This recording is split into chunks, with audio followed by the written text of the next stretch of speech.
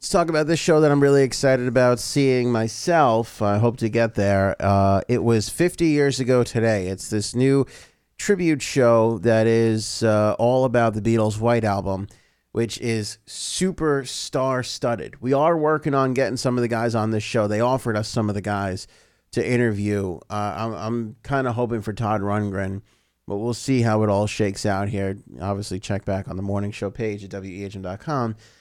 The show started off in Atlantic City on Saturday. It's Todd Rundgren, Micky Dolenz, Christopher Cross, Joey Molland of Badfinger, and Jason Scheff, who sang in Chicago.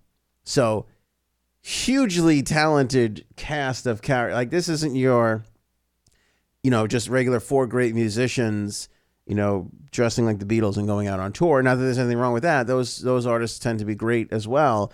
But these are all guys that have their own tours and their own careers and their own lives going and don't need to be doing this and are doing it, which is, to me, the most appealing part about this.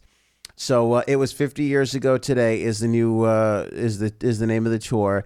And Todd Rundgren sat down for an interview, which you can see at wehm.com. saying that the audience ate up the first performance, but he admitted that the show needs some tweaking moving forward. He addresses, and I find this fascinating because it's the first question I have. It's like, well, who sings what? Because you have some pretty good singers, in that list of artists right there. Todd goes on to explain, and I quote here, "We're still in some turmoil trying to figure out exactly how the show should run and who's going to sing what. But give us a week and we'll have it all settled in, and I think everyone will be much more confident."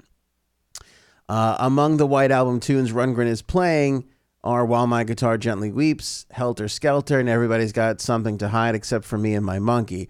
Todd says he quickly claimed While My Guitar Gently Weeps because he had recorded it for a George Harrison tribute album and also played it with the Los Angeles Symphony Orchestra at a Beatles anniversary show at the Hollywood Bowl.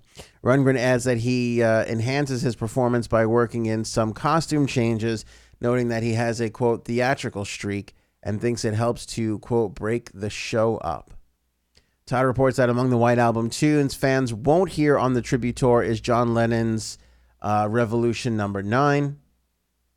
Probably, I guess, a little too, I don't know. Maybe, I don't know. Don't know why they would. I mean, I guess it's a little too complicated maybe to do if they don't want to just perform against it. But you probably have to go against a backing track to pull that off. So it kind of makes sense.